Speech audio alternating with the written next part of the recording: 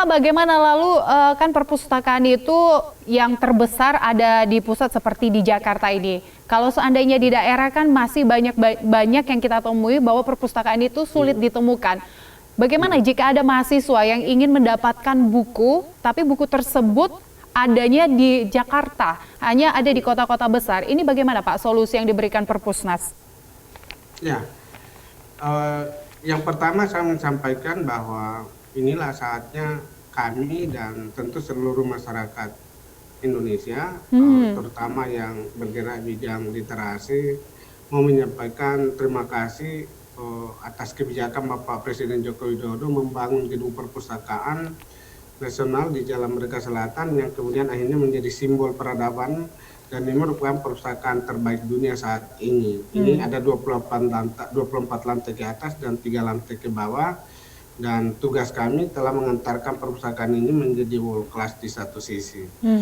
Salah satu perpustakaan yang bisa menjadi ciri khas terbaik ini bahwa kami terkoneksi dengan kurang lebih 1.500 perpustakaan digital di Indonesia, baik perpustakaan perguruan tinggi maupun perpustakaan umum dan perpustakaan khusus, misalnya perpustakaan MK, perpustakaan pertanian dan sebagainya.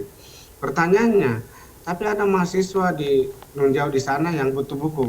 Silakan kami dikontak, kami disampaikan judul buku apa yang dicari dan segera dalam waktu kira-kira 5 menit kami akan carikan buku itu apakah digitalnya.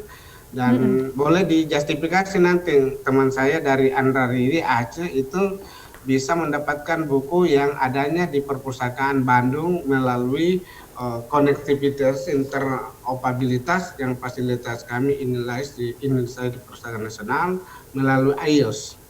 Jadi dengan jutaan buku yang ada pada kita, saya ingin beritahu bahwa itu tidak semua ada di Perpustakaan Nasional, tapi tersebar di banyak perpustakaan di seluruh Indonesia yang kemudian pemanfaatannya melalui konektivitas yang bisa kami fasilitasi dari Perpustakaan Nasional Indonesia. Itu pertama.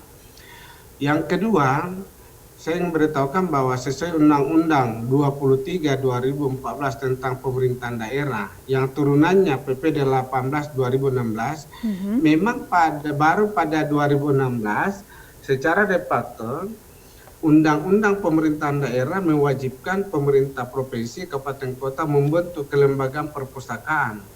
Dan sampai saat ini seluruh provinsi di Indonesia sudah punya kelembagaan yang namanya Dinas Perpustakaan. Memang ada yang digabung dan arsip, ada yang berdiri sendiri, tapi intinya sudah ada kelembagaan. Untuk kabupaten kota, dari 514 kabupaten kota, tinggal 18 kabupaten kota, terutama daerah pemerintahan baru yang belum punya kelembagaan. Itu artinya secara kelembagaan perpustakaan dinas perpustakaan di provinsi kabupaten kota umumnya baru kurang lebih 4-5 tahun. Karena itu wajar jika kondisinya saat ini belum bisa menyamai dengan dinas-dinas kelembagaan yang sudah lama dan juga koleksinya. Tetapi yang paling penting bahwa struktur kelembagaan sudah ada.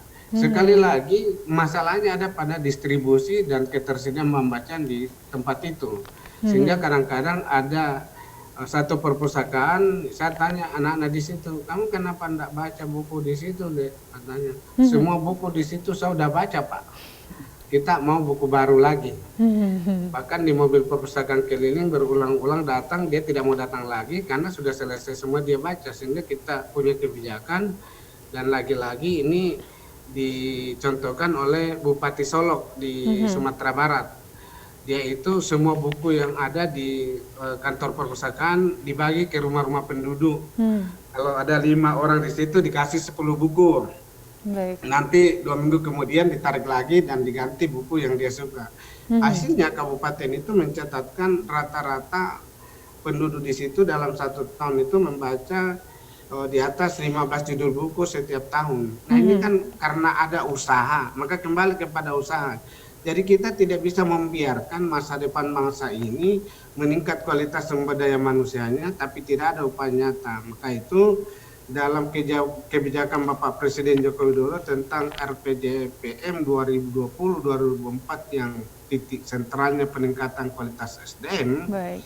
Lantaran neraca perdagangan Indonesia selalu minus karena impor lebih besar daripada ekspor disebabkan karena produksi dalam negeri kurang. Maka kami mencoba menawarkan formula literasi dalam 4 tingkatan. Yang pertama, literasi adalah kemampuan untuk mendapatkan sumber-sumber bahan bacaan terbaru, terkini, terlengkap, dan sempurna. Karena itu saya kira tidak ada satu komunitas atau seorang yang mau mengaku literate tapi dia tidak punya koneksi terhadap banyak bacaan yang kira-kira bisa memberikan wawasan untuk pemecahan masalah yang semakin kompleks di era persaingan global. Yang kedua, literasi adalah kemampuan memahami apa yang tersirat dari yang tersurat. Jadi rasanya mustahil orang mengaku literate kalau dia tidak membaca. Karena setahu kami transfer knowledge dari teori dan praktek cuma ada 1 atau 2, yaitu vokasi dan baca. Baik. Yang ketiga, literasi adalah kemampuan kita untuk mengemukakan ide baru, gagasan baru, teori baru, inovasi baru untuk menemukan produk-produk terbaru yang lebih canggih hari ini daripada yang kemarin.